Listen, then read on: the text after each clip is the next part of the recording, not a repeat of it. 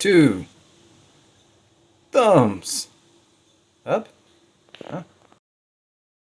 Hey, this is Two Thumbs Up. So, this is Red Rocket. Definitely an interesting film. It was suggested to me by a certain person, whom I will not say, but they know who they are. They know who they are. Yeah, it was interesting. It was interesting. So here's a little bit of the plot idea. So, Red Rocket is about Mikey Saber, who returns to Texas City after being gone for about 17 years, I think. So he shows up beaten up. Um, he shows up at his estranged wife's house. That's right. So he shows up and he's begging to stay with her. And she also lives with her mom, or they live together. But eventually, after a little bit of some back and forth, her and her mom both agree to let him stay, but he has to find a job and do some house chores. Okay. So as it goes, he tries to find work, and one of the places he stops at is a Dollar General and not a restaurant, but several restaurants. So as he's doing this and he does the interviews, they ask him about his long work gap history, like in his history, and question about it. So eventually he does admit that he was a porn star, okay, during that time. It was like, was it 17 years? Yeah, damn. So, right? And then Mike eventually persuades Leandria, which, oh yeah, okay, so, my bad, I almost forgot. Hang on. So after the interviews fail, he ends up going to meet up with Leandria, whatever, terrible names. Her and her daughter June, and so because they sell weed, and so he does that in order to make money, since he's not able to find work otherwise. And so then Mikey gives Lexi a month's. Oh yeah, Lexi is the estranged wife. I forgot to mention that earlier. And so he gives Lexi a month's rent in advance, and then treats them, her and her mom, to fucking donuts. Okay, so they go to the fucking donut shop. It's too real. But then again, hey man, I've been poor like that, and I completely understand. Besides, donuts are always good, anyways. So anyways, so this is where Mikey becomes smitten or attracted to, or whatever you want to say, with this girl named Strawberry. Now there's a catch. So the surprise is that she's 17. Yeah, I know. I'm shaking my head too. So after a cringe-worthy scene where he's just constantly staring at this girl while sitting next to his wife while they while they gobble up these fucking donuts, and it's like the second they sit down, it's just like, all right, let's go. Let's get the fuck out of here. It's like, what?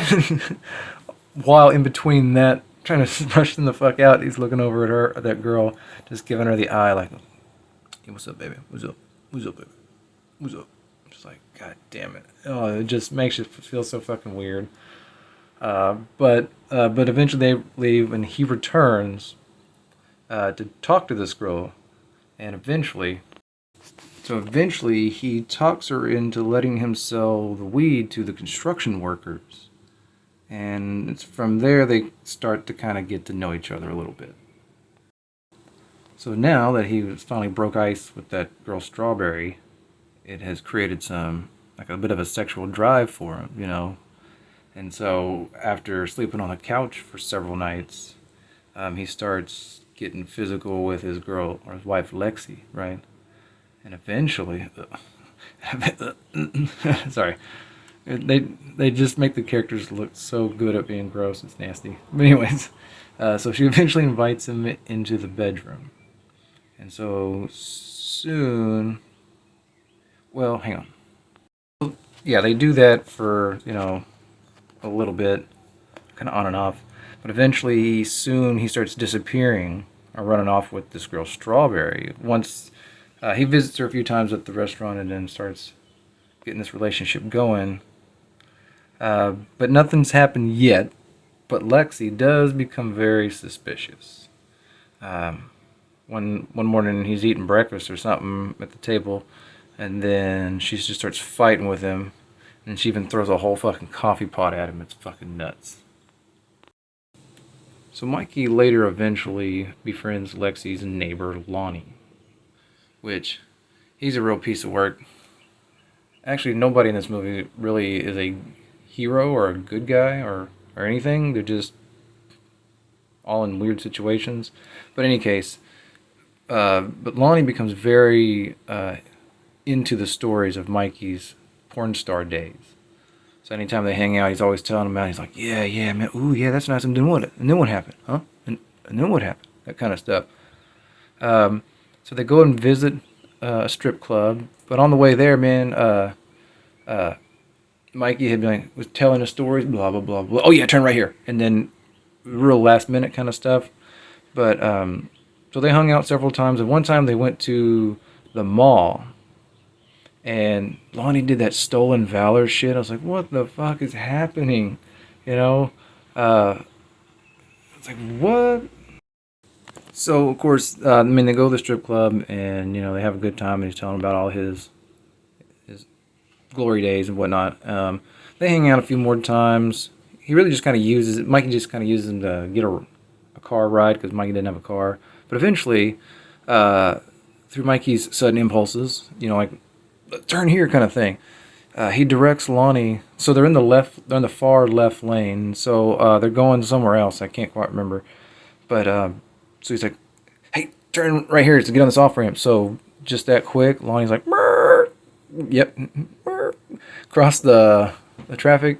But what he does is that you don't see it, but you hear it, right? Cuts off like a big old 18-wheeler and causes this horrific car, like 20 car pile up. Oh, it's a mess. Yeah, man. So this wreck kills people too, right? They're dead. But what's weird is that Lonnie takes all the blame. I mean, I know it helps the plot, but that part was kind of weird that he wasn't like, yeah, I mean, I know I fucked up, but it wasn't just me. But anyways, so the story moves on. So later, Mikey learns that Strawberry has a boyfriend named Nash. Okay. So he gets her to drive. So Mikey gets her to drive him over to Nash's house, calls him out to the truck, says, fuck off. I'm the new guy. You're dead to us. Peace out. Right? So later, Nash gets his parents to come down to the donut shop, and the boy's dad beats up Mikey at the donut shop. Alright, so then it's after this experience, Mikey decides, you know what? Oh yeah, here comes the cringe. He spends this time in the movie to convince this young girl to come to LA to do porn. But I think, oh yeah, okay. Well, I mean, it's cringe, yes, but I think her birthday was in like 2 or 3 weeks or something like that. It's so based on the plan during this time of him trying to convince her, it would kind of sort of line up with her birthday or something. But like I said, it's still all cringe. It's gross. But that's what he's trying to do now after getting his ass whooped by this girl's ex-boyfriend. So through this experience of him trying to woo her to come to LA, Mikey and Strawberry become intimate physically. They have sex. Yeah. I had to know it, now you know it.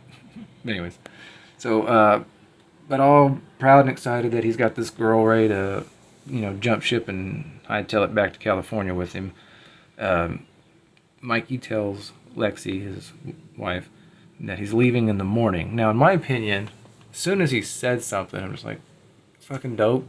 Don't say anything. Just say you're getting milk and cigarettes or something. Fuck, just leave, I guess, But I think this is where it's just like plot or something, it just has to happen. But anyways, so he's like, but I mean, it kind of makes sense to the character. But anyways, so he tells Lexi that he's leaving in the morning. All right, so then Lexi, at this point, who's just kind of become fed up with him just being gone all of a sudden all the time, and their intimate shit has just kind of stopped. and she's just become real paranoid about him and just jealous and whatever.